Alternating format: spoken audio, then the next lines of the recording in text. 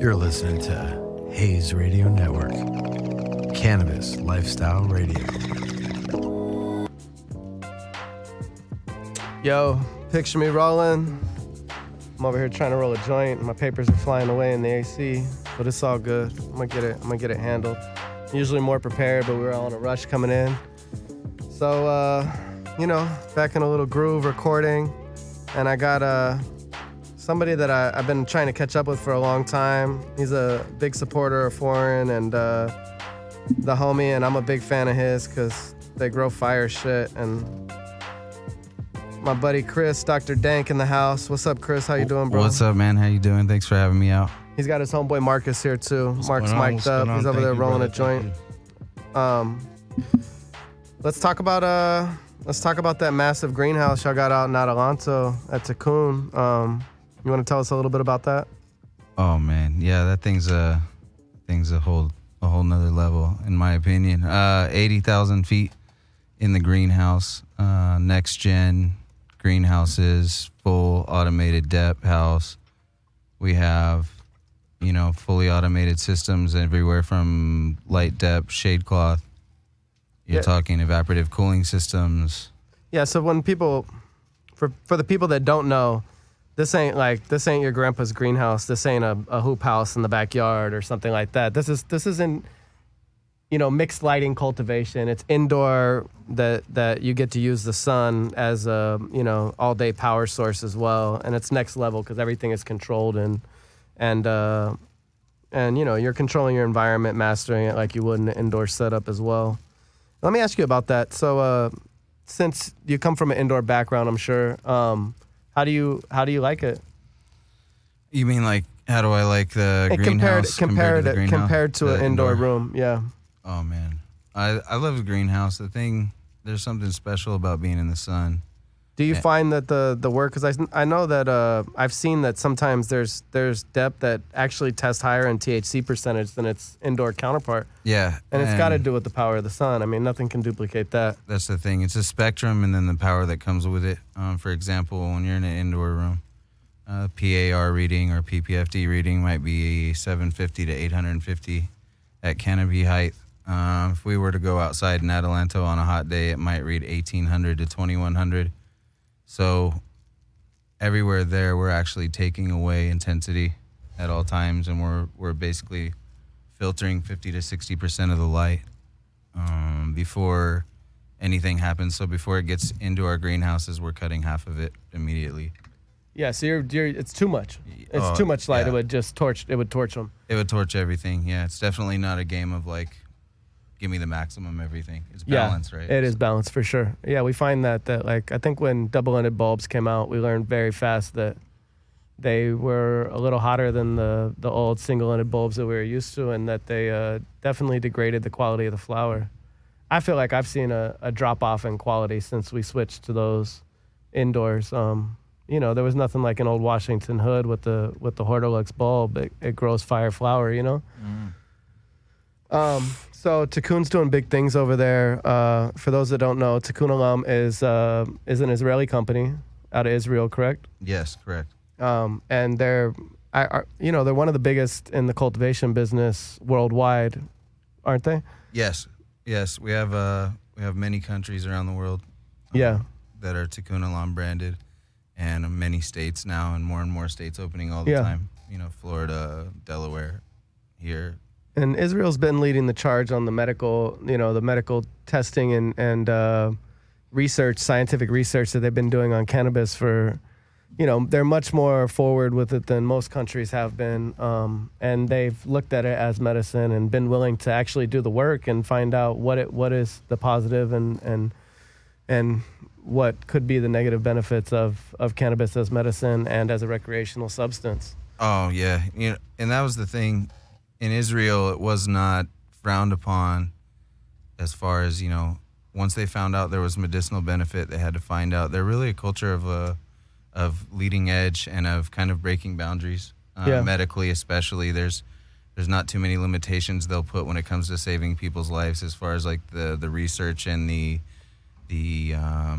resources that they'll dedicate to that. And I really like that about the Israeli culture. Myself, I'm not personally Israeli, but man, I'm so lucky to be surrounded by all these great like mentor type people, man, that are just doing things that, next level things where they're working with the biggest, leading scientists in the world, and they're providing these studies, and we're doing, all these case studies around the world where we're giving product to people, and it's just amazing when you get to see the autism, reports that we hear from parents. I get to see some of these emails come back, and it's like, my daughter was nonverbal, didn't speak a word. She's 4 years old. She has autism. We started treating her with Avidecal. 6 weeks into treatment, she's saying her first words and I love you, and saying her parent, and just all these things that really just, man, it's just the next, it makes it all, worthwhile. Like any kind of long days or any kind of like anything that we may not like, it may not be like, oh, we want to run the flashiest, exotics and like the showiest stuff, and really like I love the fact that our stuff goes into medical research and really like helps people with real ailments. Not that any other cannabis doesn't, but I just love the fact that we have an established, baseline of actual medical studies, which is not normal. It's not normal, unfortunately. Yeah, and then totally. We've definitely had our hands tied in America with the Schedule 1 substance thing that definitely takes all of the grant money, all of the college research off the table. That they'll spend $500 million figuring out CRISPR for tomatoes, but cannabis is Schedule 1 substance, and they can't throw money at it like that. I guess with hemp, it's coming around a little bit, but nowhere near. So it's cool to see a cutting edge, very technological, scientific country taking the forefront and wanting to be the world leaders and, giving this beautiful medicine to the world. Which I feel like personally has endless benefits. I'm sure you feel the same. I know. Exactly the same. The more you walk down this road, in this business, the more doors are open and your eyes are open, and you really start to see what this plant can do and what it does do for people on a daily basis. And you come to realize that most people that are cannabis lovers and enthusiasts of the plant are self-medicating for one reason or another. I mean, everybody is dealing with something, whether it's stress or, a long day or chronic pain. And these are some of the things that people treat themselves for and don't really even realize that they're doing. And we love the fact that we can now start to categorize these things. We can start to actually produce repeated results and worldwide consistency in product, where somebody that's in Israel can get a product that's the same as in Florida, that's the same as in California. And that's what really I'm trying to do with the company. And my next kind of endeavor with Tikun Olam, as I see it, will be to kind of unify the world as far as their companies and what we're doing with Tikun across the planet, and kind of bring all of our SOPs from California and take the best pieces from around the world if we find anything that we happen to like. And just kind of get everybody set up and get a homogenous product like worldwide. I think that's the goal. Yeah, I mean, quality control and, being able to produce a product that you can stand behind in, different countries and different continents is, that's the long-term goal hopefully for most people in the business. I don't want to say everybody, but that is definitely a beautiful thing. I mean, Coke is Coke in Japan or Africa or Russia or Antarctica or wherever you get it. I mean, you pop open the red can and you can stand behind that brand. And I think we're just starting to see that in cannabis, because for so long it was so black market and niche that, we were afraid to put ourselves out there like that. You had to be in the know or the in crowd to even be able to know, whose work it was, or, have a brand. You couldn't really, stick your label on something for fear of not being able to go to work anymore. Yeah, those days for me, that everybody had those days. I came from a culture of being raided and helicopter flyovers, and I come from an indoor, operations before that were shut down and raided in front of me. same. Everybody's story, you know. I feel like anybody that's involved commercially that went from like 6 lights to 20 to 60 to 120, and from there, who knows, you might get a greenhouse with 2,000 lights. You know, you might have an indoor space with 40,000 square feet and 1,000 bloom lights. You know, it's getting really big, and the market is gaining traction, and the legal market is gaining traction. And that's just great for the, you know, it's going to be good for the economy. It's going to be good for the tax dollars that the county and the state is getting. I mean, I know we pay large tax checks, you know, so. Too large if you ask me, but that's another story. Yeah. A little rough on the pockets for sure, but you know, like any new business, ripe for the taking. Well, luckily, in that sense, I'm not an owner, so Yeah. I don't have to write those, you know, large Yeah. things. It's really a passion project, though. And I do know the owners very well, and these guys are all successful business owners outside of cannabis. They're not legacy cannabis guys. They're lovers of the plant and believers in what it can do. And they went out and found the best team that they could put together of guys that had an established track record and real doctors, real PhD scientists. So we got to basically handpick all these guys from around the world. We have a German PhD biologist that does all of our tissue culture. Nice. Everything we bring in goes right into tissue culture. Nice. So That's amazing. For those that don't know, tissue culture is taking a plant down to the meristem, which is stip it from the main branch, and it's basically taking the cloning process. People are probably more familiar, our listeners, with that, and micropropagation. So you're going to take, you can cut a single branch into many small pieces and regrow in a petri dish or a little test tube in something called agar, which is like a little mixed substance, like a gel, say. a hormonal gel. Yeah. And it'll regrow, a clone or a baby plant from that. And it's also a way to clean genetics that have been misused or, swayed over time, because everybody knows that plants can,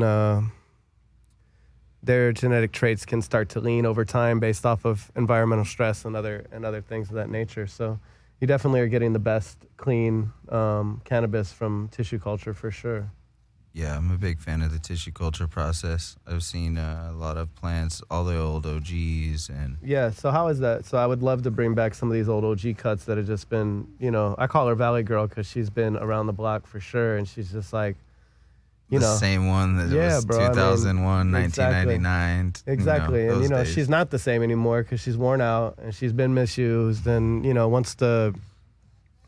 once the community got a hold of her at large and not just like the insiders, it was, off to the races. And she built the business. I'm not going to give her credit for that. She's 100% responsible. OG and Bubba built cannabis business. Mm-hmm. And it is responsible for what we see today. The value of it was crazy, and that's what made the green rush happen. And back then, OG was $6,400 a pound. Yeah, exactly. And I couldn't have enough of it. No.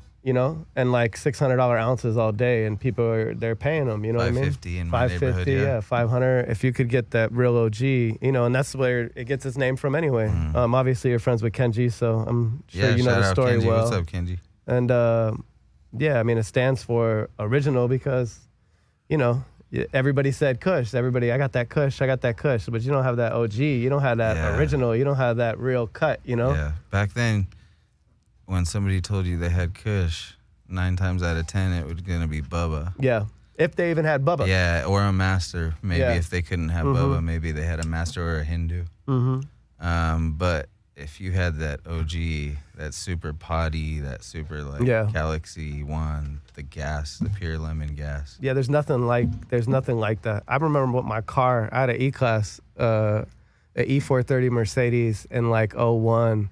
And I remember like in the summertime, just like baking the car with real OG and coming back into it. And it was like the best, like I can still smell that car, that leather of this brand new Mercedes just reeking like gas. And like it was so new to us at the time that that was like the best feeling in the world to me. It's like one of those memory triggers when you walk in your grandma's basement or something and you get that like little memory trigger. But when I smell OG, that's what I think of. I think about those times when it was like, you know, it was popping.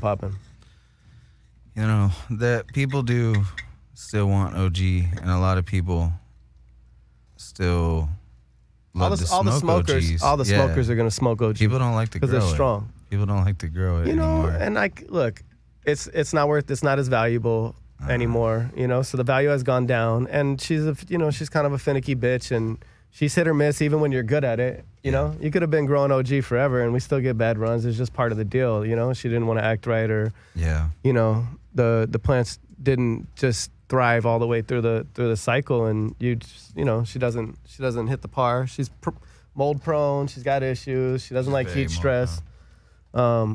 You know, she flocks with PM if not properly taken care of and managed. So yeah, she's got issues. She's not the easiest one. So there's other things out there that are much more much easier on a cultivator for sure. Yeah. How'd you get in the business, bro? Let me ask you that. What was it? Was it? I mean, you're a smoker, so I assume that you started from smoking and wanting to.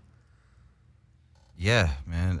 So, I mean, it starts way back, all the way high school days, I guess you could say. Mm-hmm. A bit of entrepreneurial spirit back then, even in the business. And coming out of high school, I had a really good friend that's really still a very large figure in the cannabis industry, as far as like vaporizers and things, when that was all happening for the very first time, when the pens were coming out and all of that. So that was one of those guys, was like my lifelong friend, and we really had a lot of good experiences stemming from like all the way back from the late 90s all the way, you know, up until recently, up until the last couple of years. And back in those days, it started with me just kind of riding along or doing driving or whatever, just duffel bag work. We were going to Hollywood a lot, and we were coming back to our area in town, and you know, we were doing a lot of collective work in those days, and it just kind of evolved for me. And the time I got hurt, I got in a motorcycle accident in 2007. So nerve damage, the whole deal. So like I'm paralyzed from here to here. Oh, really? So at that time, I really haven't done anything professionally, except that was 13 years ago. Okay. You know? So yeah. From that time, I haven't had another profession, let's say. So I guess around that time would be the time that I would say became a commercial thing for me. And my first entry into the business in those days was through my friend in those early days, and then through my inner circle of friends, one reached out to me and said, "Hey, I have like this basement, you know, it's 1,000 square feet, whatever. Let's throw up a bunch of lights in it. I want you to come on, move in, you know, and just run the basement, like, you know, just First move show." in." And I'm like, "Yeah, okay, cool. First show. Yeah, like I got a crib. Yeah, I'm on that. I'm on that." So I was young. That's a big deal. Yeah, I was young, and it was my shot. Yeah. To those that don't understand, I mean, getting a crib in that time frame is like, it's a big shot, bro. Yeah, especially when I was young at the time. Excuse me. Yeah. I have 4 kids now. This is before kids. This was over, you know, this is 13, 14 years ago, something. Yeah. Long time ago. Yeah, so we do a basement. We do, you know, a year and a half, 2 years worth of batches out of there. They're fire. They're great. We're learning. I'm kind of getting. What was your first setup? Were you in Rockwool then? No, it was cocoa. It was cocoa. Pots, like we just pots on the floor? Yeah. You had tables? Yeah, or? No, so we just put tables on blocks and then use like MDF. Cinder blocks, yeah? Yeah, cinder blocks and MDF. Mm-hmm. And it was old school setup. Yeah. You know. Yeah. It was our the way first it was. ones. Yeah. No, that's how they, you know. Yeah. Hey, I seen some of the most fire weed I've ever seen come out of cinder block tables and houses in the valley. It was the basement, so like we didn't have our 10 or 12 foot ceilings, you know. You have like a 7.5, 8 footer, you got to make it work. That's right. So, you know, benches and all that were out of the question. Back then, benches weren't even a thing either. I'm not even gonna bullshit. I mean, they weren't even around. They didn't come around until the last few years, probably. Yeah. Where you see them a lot.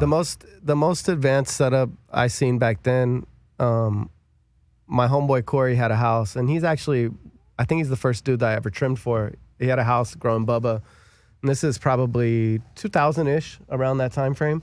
And he had a slab set up, but the old school Dutch trays on the sawhorses, you know what I mean? So he had like an old school drip system, which is like now that we think about it, we went away from it and came back to it. So Yep. the game has basically went away from that setup and then evolved back into that setup because now we're all, kind of slowly on the either definitely on drip, but also like with the slabs and everything else. I mean, it's a very popular way to do it. But he had one of those back then that was rocking, but it was like straight up sawhorses from like Home Depot, like wood sawhorses on fucking like old school Dutch trays. And it's interesting that we ended up back in the same place. Yeah, everything comes for full circle as far as that goes. I feel like when I started out too, during all those same times and even earlier on, we were making trips up north where friends had moved after high school, and hey, they live in Reading now or they live in Humboldt now, and we were kind of exposed to that. That's cool. And we got to go up to farms because they would say, hey, I've got some guys in LA that can come up and help you out with the harvest and like take care of everything collective wise and take care of all the paperwork and everything. And so farmers up there at that time were really keen to that. Like, it was safer than dealing with the streets for them, you know what I mean? Yeah, And they like, felt more comfortable for sure that it was all Prop 215. Yeah, let's deal with the guys that have paperwork, like Prop 215. Yeah, before Prop 215, that shit was super cowboy shit. Like, there was a lot of, I mean, we know that Humboldt's known for being a dangerous place at times, and before Prop 215, I'm sure it was exceedingly more dangerous, you know what I mean? Because, I mean, it was illicit business. There was no protocol or safety involved in that at all. No. Yeah, so did you learn a lot from those guys up there? Yeah, you just. I mean, they've been doing it forever, and it's been passed down through generation. I mean, it was great to see and go through that harvesting process, and that week or two long process, and loading these barns, and the old school way, like carrying plants over your shoulder across the field. Fucking big ass giant plant. Yeah, you're like, wow, this thing is like as big as it's way bigger than me. Yeah, it's the shit that like they talk about in movies and Cheech and Chong and the shit we grew up being like, but people live that shit. Yeah. And you got to experience that. Several different times craft. in my life, I've got to go to different sections of California, up by the Tahoe area. It's where I've seen the biggest and baddest plants up in the Grass Valley area. Yeah. Got some friends, and man, they're masters of the crushes craft. up there. Yeah. They're doing, 15 footers that are putting out 8 and 10 and 12 pounds a piece. And a plant for people out there that don't know. Yeah. And I mean, they don't look like the plants that you guys see on our Instagram and these indoor spots, but they're fucking monsters. They're trees. Yeah, they're trees. Legit. And if you think about, how many of those size plants an acre or two could hold, and then I start to do numbers on it. Start to run numbers on it. It gets pretty crazy pretty fast. Pretty wild what these guys are doing. And those are the guys that you learn from, though. You go take part, you watch, you learn, you soak in what's good and leave. Yeah, if you're smart, you do, for sure. You absorb, what am I seeing here? These guys do this for generations. And a lot of times a lot more simple than we do, too, as well. You know what I mean? It's like, over time, I feel like, I always keep it simple. That's always the motto, the kiss motto. But I feel like that when you get on, like, a good SLP, like it can be very simplified at times, and like everything can flow smoothly, and there's we don't have to overcomplicate things to get good results. It's really about having that, and everybody's different because like we see different results from different people, from different setups, from different styles. I love that about Instagram, and not only do we all get to meet each other, a lot of us for the first time, because we get to be in the same space and communicate and see that we're all in this journey together, you know what I mean? But it's just cool to see other people crush with like a different idea, and everybody's got their own way and their own setup and their own builds, and it's really cool to be able to see it now, to see other people's passion and craft and what they come up with. Yeah, I really like it you're liking it to like the craft beer industry. I feel like we're in the infancy now of what it can be and what we're going to see in the future when some of these big corporations get involved. You're going to see get money involved. Yeah, you're going to see some crazy stuff happen. You're going to see trucks driving down the road with cannabis brands on the side, and 100%. It's going to go full 7-Eleven mainstream. Like every day, packs of cigarettes will be replaced with packs of joints. Yeah.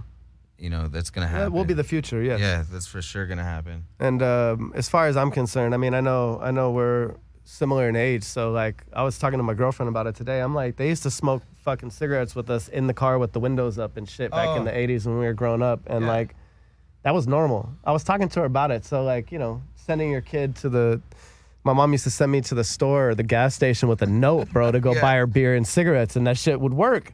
I'd be like 8, bro. All right, go tell Tony I want a pack of cool Filter Kings and a sixer of Miller Lite.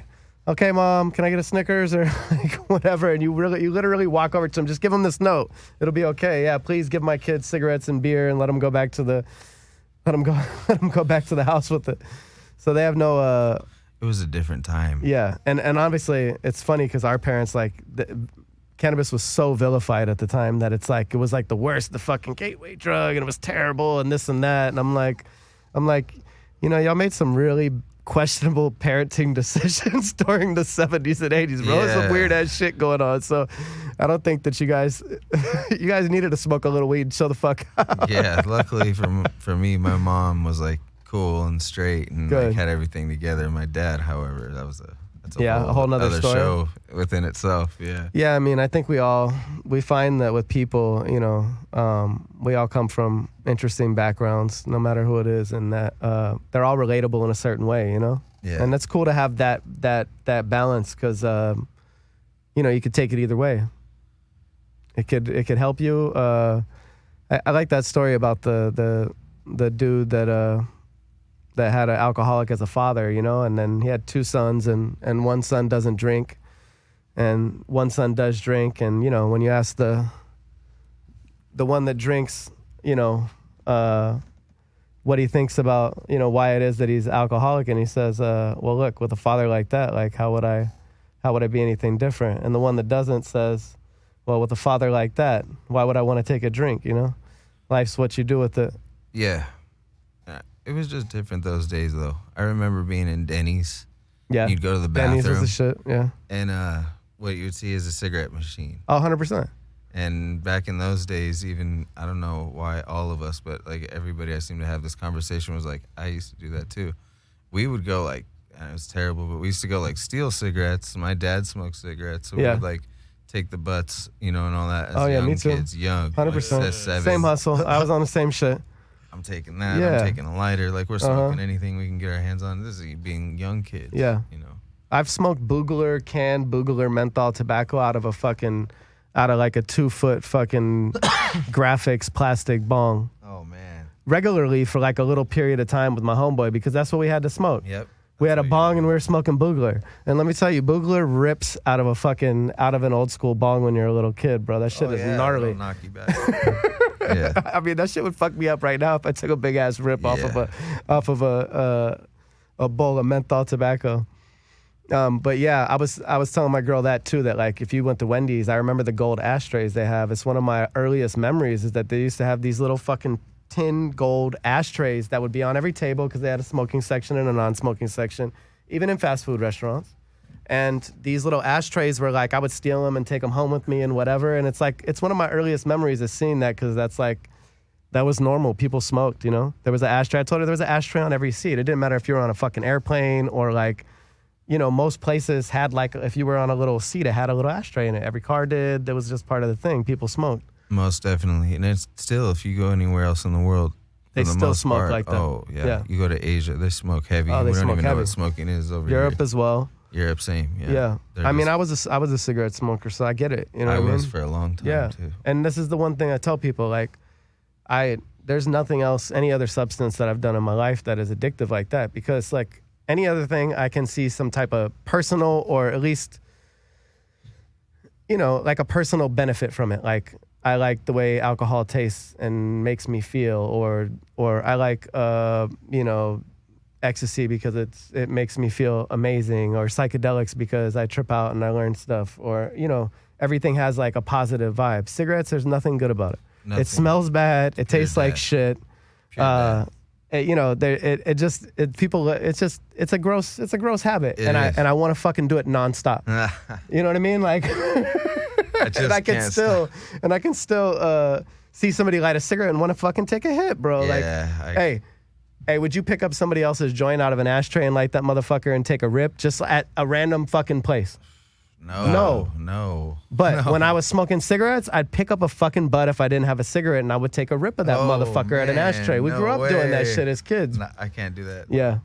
I mean, but like that's the addiction thing is like that you're willing to go to extra lengths for that That's high. real addiction. You know what I'm saying? That's addiction. That's the Bob Saget moment. That's the where he's Bob like- Saget. You ever suck dick for weed? Can't say that I have. No, weed is not a drug. Boo this man off the stage. Boo this man. He used to suck dick for coke. Oh, man. That shit Bob was Saget. great. What Hey, about, Bob Saget is a legend, bro. I know.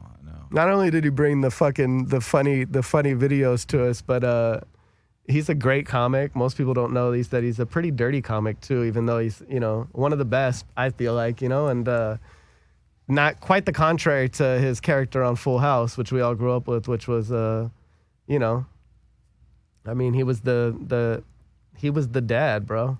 Yeah, he was like that stereotypical. He's dad gene straight up, bro, like 100%. That Dad. wholesome, like, father taking care of those A kids. good role and model. He was a good role model, 100%. Never like stepped out of line. I ever wonder on what that show. set was like. That had to be crazy. Well, it was. Did you see that True Hollywood Story? On no, that I thing? haven't. I know Jodie Sweetin too. Okay, well, but I haven't seen the True Hollywood Story. I'll watch it. I'm not even gonna put her on blast, but she'll put herself on blast Yeah. if you watch the specials that are out there. Yeah. So it's a fast lifestyle, as you could imagine, doing that show for that long, and some people got into certain habits. Of course. I mean, it was the time frame. Yeah. You got money coming in. I Out mean, the they were ass. making bank, bro. yeah, they Stupid didn't have to bank. do anything again No, if they played not their a- cards right. No, not at all. What is Stamos? I'm sure still just getting paid on that. You know what I mean? And like they just get residual. And Oh like yeah, that- for sure. And I mean, I'm sure that the syndication residuals aren't the same anymore, but at the same But time, they still. made so much money. It's millions, I bet. Still around the world. Imagine how many countries are still airing that, Yeah, you're right. Yeah, you might be right. or like Married with Children or something like that. I'm Like, just in my feelings because the Sandlot checks ain't the same anymore for Oh. sure. I imagine that was dope for a long, long time. Nah, it was cool too. It's weird. I had a small role in Casper, and That was a good movie. that was a good movie. I And like that one. And I made more in residuals off of that film than I did off Sandlot for like quite a long period of time. Not anymore. It's not as much because Sandlot kind of continued to go. But it doesn't. You never really know. That's why people don't know that about acting. But I mean, if you pull a gig like a good speaking role in a huge ass film that's gonna, go crazy in residual money and do really well, it could be like a super big windfall for you in life. You know what I mean? Oh yeah. Can definitely make things easier for you, buy a house or something. And it could be just, hey, Mr. Banks, how you doing? Like just some little shit. Then, you're a character. Everybody wants to be in Star Wars. Why wouldn't you be? I mean, Yeah. it's a fucking monster, Yeah, totally take those opportunities. That's just like getting those opportunities presented to you from your hard work, seizing the opportunity, and then look what happens. Something huge happens and you land some check that keeps coming for 10 years. Who doesn't? That's the dream. Yeah. Who doesn't want that to happen? Yeah, I liked when you were talking earlier about, a 6 to a 20 to a when you get into the 120 and then now we're like blast off mode, 90 light rooms and crazy shit, you know what I mean, going on Yeah. regularly in the industry. And like you said, huge greenhouses, mixed lighting. But it started like that. And like you said, you got your first shot in a basement and then, learned and tinkered and learned more and stepped up. And it's cool that you've been able to, it's not easy for people to scale that sometimes, but it's cool that you were capable of scaling to, much larger than I've even been able to experience personally. Was the step into the greenhouse, did it make you nervous for the first time? There's always a sense of this is a lot. Luckily for us, it was 10,000 foot chunks at a time. Yeah. So it wasn't too crazy. You're talking about, depending on your spacing, 5,000 to 6,000 plants in that kind of space. Yeah. It's not too intimidating at that size. If you were to smack somebody into an 80,000 Yeah, they're square gonna foot functioning loaded greenhouse that's on a rotation, they drown. that'll Never had that experience of workload. the juggling act Just that comes cleaning with up it. Yeah, and, just and getting ready everything. and for those that listen that don't really know about the intricacies of cultivation management, it's like keeping a schedule and staying on time and everything happening at the right time is really the most important part of the game.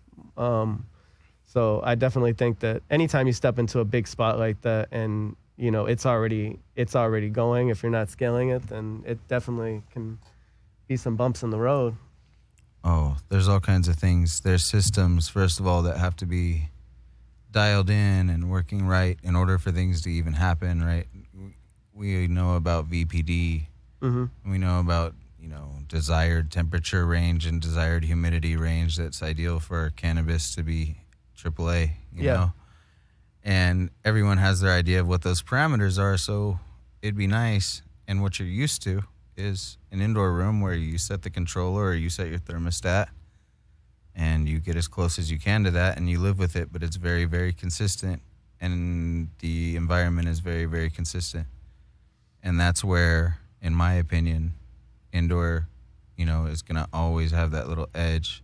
It's outside of a power outage or something catastrophical. A nice indoor equipment facility. failure. Yeah. A nice indoor facility is definitely, you get to control the environment better than everything. And the smaller the room, you're probably going to get the more firework out Absolutely. of it. There's definitely a sweet spot. Yeah. Like a good, it's hard to make a 100 light room hit like a 20 lighter, or a dialed in 12, 15 light room that's just rocking, you know what I mean? Because there's nothing to it. We know that it's going to be what it's going to be, and it's really easy to control. You might have 1 5-ton AC, nothing to worry about, and everything's just super on point. Anytime you scale up, it definitely gets, you run into to bigger problems in different situations, and they're harder to fix at that scale. And like you said with the greenhouse, I mean, your environment's just varying day to day due to the weather.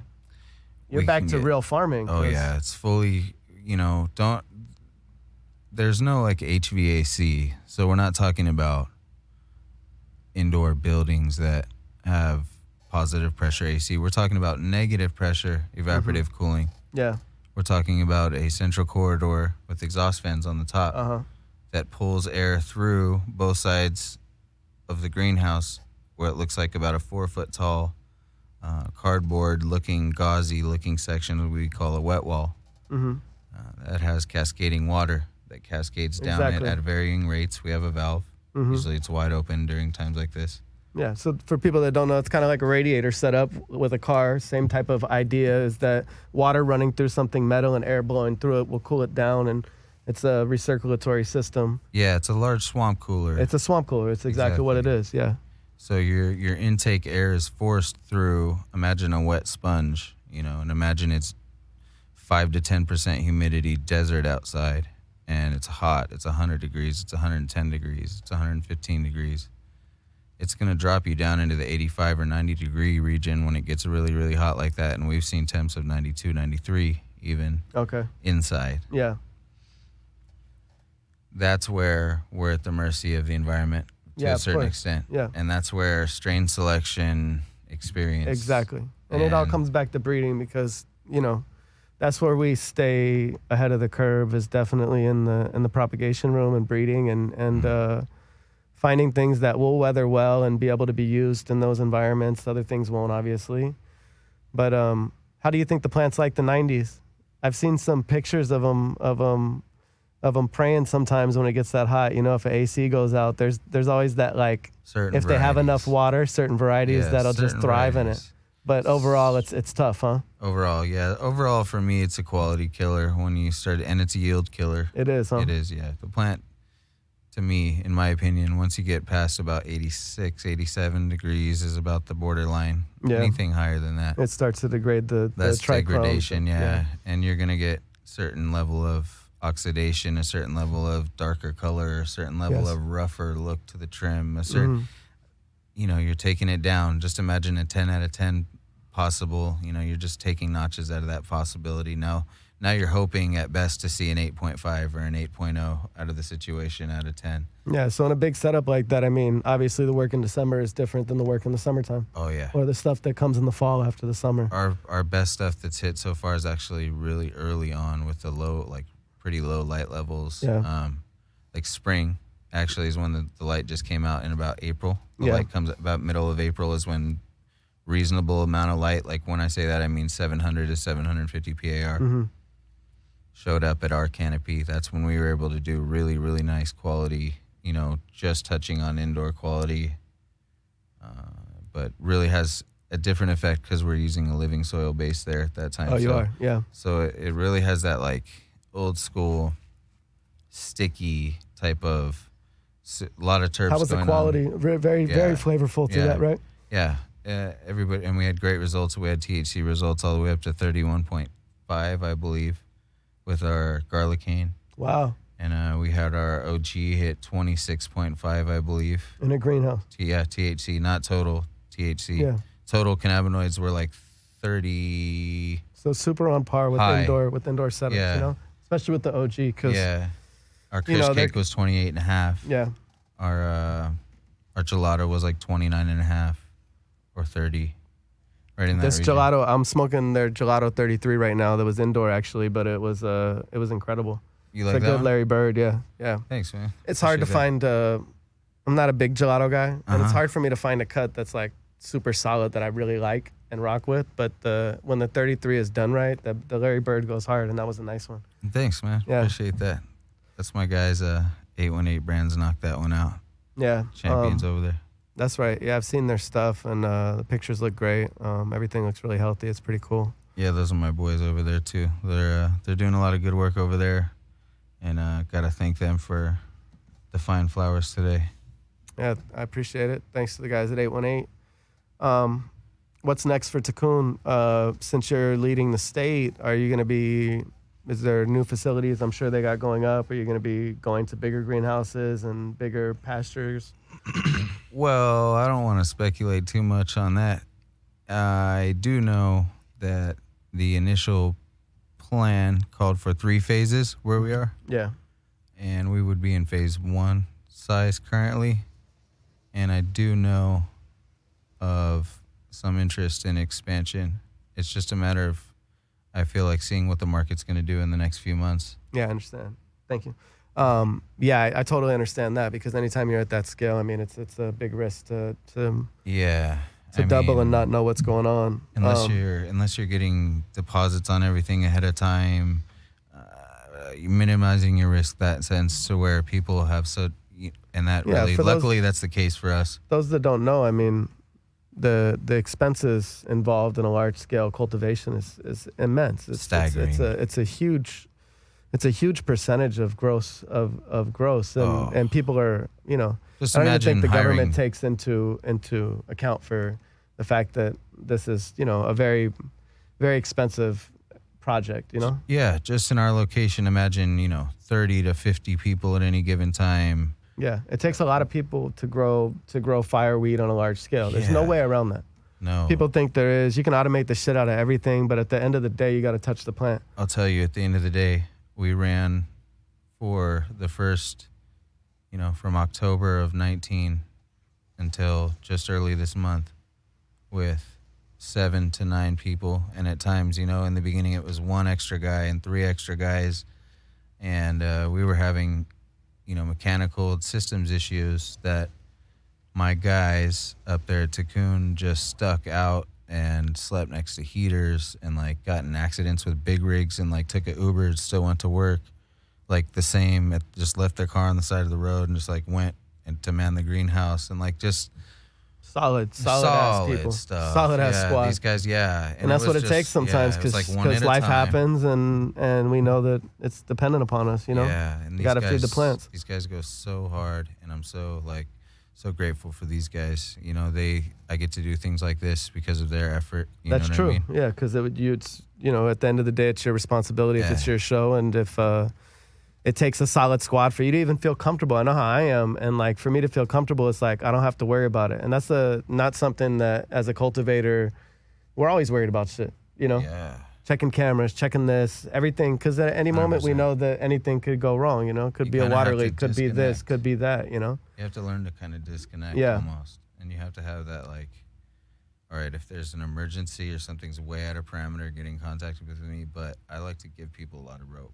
Yeah, they should. And I mean, I think it's good for, for them to grow as cultivators and as a team. And also some innovation comes out of people, taking the spear and just kind of going for it. We're about to wrap up here in a few minutes. You want to give everybody your where they can find you at? Look out, maybe Tikun's Instagram, your personal. Yeah, check out Tikun, California. It's at Tikun, TIKUNCA Tikun, California, at Tikun, CA. Check out at Dr. Dank 0420. That's me. And check out 818 Brands. Check out my buddies over at Dr. Green Thumb. Check out Squints. That's right. And I think that's all for now. Cool. I think we got 2 more minutes, but I just wanted to get that in there so people know where to find you. You guys should go check him out because he's got fire-ass work. You do a good job on social, too, and I like that. How was the Can of Cribs? I didn't ask you about that, but I know you guys had them come out. Did you see it? No, I haven't watched it yet. I need to. I'll watch it tonight. I actually my dream was to do a show like that, actually, to do like a Can of Cribs style show. Yeah, I want to come. I'm definitely exactly. Let's do it. Yeah, for sure. But I'm gonna check out Can of Cribs. I'm gonna check out Can of Cribs tonight. Yeah, check it out. People can find that on YouTube. Yeah, YouTube. Can of Cribs. Just type in Can of Cribs, Tikun Olam, and there we are. I think that's season 2, episode 2. Yeah. Perfect. Yeah, I'm gonna check that out. You guys should go check it out too. You'll definitely get to look in the a day in the life of Dr. Dank. Dr. Dank. That's right. Thank you again. Yeah, no, thanks for coming on. I'm glad we finally got to do this. I know COVID and our busy schedules have been kind of rough, but it is what it is. Yeah, come see us, man. I'm gonna come out for sure. I want to come check it out. It's definitely. I see you guys had. You guys are always having people out there, and it looks really cool. Yeah. I'm like a tour guide now. I'm a fancy tour guide. Yeah. So you come on out, I'll give you the tour. Have a great time. It's pretty cool, and it's wild because even I still get like shocked seeing things, and I'm in the business, obviously. It's cool to see somebody for the first time see a crazy cult because it's some James Bond shit, Yeah, man. It's a juggling act. It's a juggling act. Yeah. And the guys that are parts. Yeah, a lot of moving parts and yeah, people don't understand that, but a lot goes into the thought and the love and the care for the cannabis that people consume. This is our life. If you don't have it, you won't survive. Yeah. No, and it'll be the product suffers obviously, and the love for the plant I think is needed to produce AAA or Definitely. Good top tier product. Shout outs again to Tikun, California. My guys up there. That's it. All right, everybody. Y'all have a good rest of your week, and thanks for tuning in. I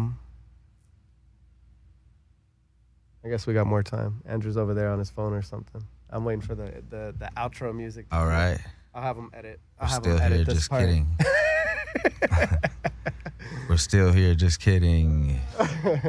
All good. How was Catalina? I saw you went there. Oh, man. Recently. You've been taking helicopters over there. How's that? Hey, lovely, man. Lovely. I'm finally at a place in my life where I can do nice things like that, and I wanted to make it memorable, and we did, man. That's cool.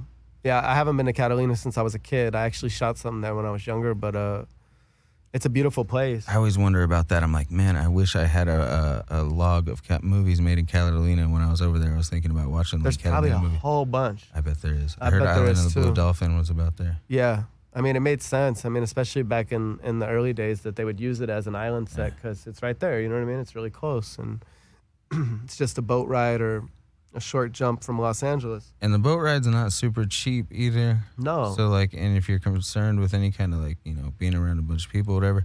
So I think it was 3.5, 4 times what the boat cost, basically. And so it's not crazy. It's one of those things where it's like, you know what?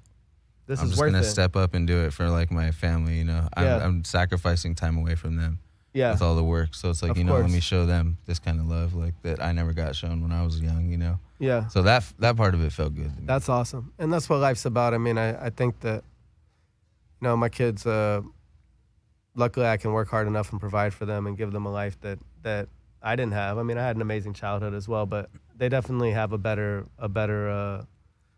go at things because of the life that I've created. And that's all we can hope for generationally as people is to try to do better the next, try to learn from our parents' mistakes or what they didn't have or the next piece of the puzzle, and try to give them what, we wish we would have had to experience. The helicopter thing is like you said, it's only a little bit more money, but it's the experience will never be Yeah. left on them. You know what I mean? It's not like crazy. The kids And will I had remember that 6 forever. people. Yeah. The So I kids got will the remember whole that forever. thing. That Yeah. trip is like, You got to sit in the front. it's an next to the amazing pilot. thing. Yeah, bro. That's like, that's For me, I was like, I don't life-changing. care how much. Like, honestly, like this There's is no worth price it. on that. Yeah. That's priceless. You know, if I was gonna go to Europe, what would it cost? Like 20-30 grand at least, to take 6 people to Europe. Are you oh yeah, kidding for me? sure. Are you kidding me? Yeah. Just plane tickets and hotel and all these places would be crazy. And so like just to be able to go bang bang, it's like 15 minutes. It was beautiful both ways. IEX helicopters, shout out to them. Yeah, IEX helicopters. I'm actually gonna look them up. That'd be cool.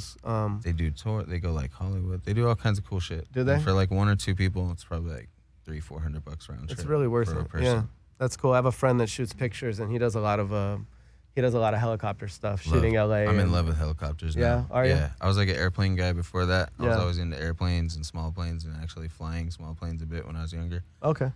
Man, helicopter, new thing, no motion sickness whatsoever, Yeah, none. because it's a different motion. Yeah, it's a totally different motion, and it was just so. And they are, obviously, we had the tragic loss of Kobe earlier in a helicopter crash, man.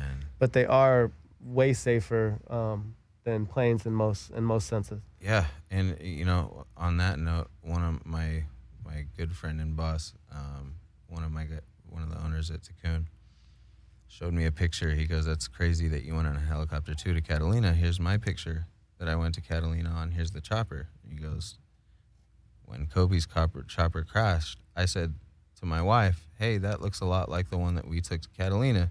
So she looks up our old pictures, and sure enough, earlier on, like a year and a half before before Kobe's tragedy happened, they rode the same chopper No shit. to Catalina. It's like made me gave me the chills when you Yeah. told me that. I was like, oh my, that was just Yeah. wild. So just small world, but yeah, I mean they're safe as a general rule, I would say. Yeah, my brother, one of my younger brothers, is in the Army, and he's a Black Hawk instructor. He's actually the lead flight instructor for Black Hawk pilots. So That's really cool. it's crazy that this kid always wanted to fly. Since he was a little kid, he said he wanted to fucking fly Black Hawks, bro. And He just did he it. went into the military, and he went over and did a tour in Iraq as a gunner on a Black Hawk helicopter, and they flew air support for the Iraqi president, and he did a tour in Afghanistan, couple tours in Iraq, and now he was back and he became a flight instructor, and now he's stationed out of Fort Knox, and he's like the head flight instructor for Black Hawk pilots. So the kid not only exceeded his life path, but like he was like the flight instructor for Black Hawk pilots. It's pretty crazy. Wow. Before he Shout was a out to him pilot, for that. he received like I want to say a Silver Star or something because he saved his squad. They were doing a dust out operation, and he was in the back of the helicopter, and the pilot got disorientated because when they do this dust off, they land and take off really fast. Mm-hmm. In succession, quite a few Blackhawks, and the dust went up, and the dude lost his sense of compass, and they were gonna crash. All the warning sensors are going off, and my brother ran from the back of the helicopter and pulled up on the stick and got him leveled out. They still crash landed, but he saved everybody. It would have been catastrophic for sure, and nobody was seriously injured. So Man. he's got a cool story too. He Be actually thankful for things like that, right? amazing, yeah. But that was him being like, oh shit, this dude's fucked up. I'm gonna jump up there, and now look at him. He's a great Black Hawk pilot. He flew a Black Hawk to come see me. I was doing an autograph signing in Nashville at the airport, and when I got there, my cab driver was in the military, and he was talking to me, and I was like, oh shit, I think my brother's stationed somewhere nearby. And he was like, what's he doing? I was like, he's a Black Hawk pilot in the Army. And he was like, yeah, he's probably at Fort, I forget what the name of it was, but he wasn't. He was actually at Knoxville at the gold, like where the gold reserve is at the base there, but still isn't too far from Nashville. So he was like, I wish you would have told me, I'd fly down and see you. So I signed autographs and I went to the airport, and he met me in a Black Hawk, and they came down and had dinner with his crew and whatever else. But he came to Nashville International and flew down, and I got to walk out onto the tarmac and see it and How hang cool out is with them. that? Yeah, it How was cool pretty is that? dope. That's memories right there. Yeah, totally. Another chopper memory story. Exactly, right? That was even cooler than mine, though. Nah, I mean, Oh yeah, what do you mean? Yeah. It's way cooler. it was memorable for me, and I'm sure it was cool for him to do too. Yeah. But like, yeah, how badass are you when you roll up to see your family in a fucking Blackhawk? Yeah. Yeah. Those things are crazy. Yeah. All right. Well, I'm glad to finally chop it up with you, and thanks for the fire, Gelato 33. I'll give you some of this foreign genetics. Thanks for being a supporter, bro. I see that you had the foreign hat forever, and you fuck with us, and that's cool. I appreciate it, and I'm honored to have you on my show and to have you as a friend. And great things for Tikun. Thanks for coming by, guys. Thank you, man. Any Appreciate shout you guys. outs before we jam out? We did them. We Did them it? already. Yeah, Yeah. cool, man. All right, good. All right. Thanks for listening.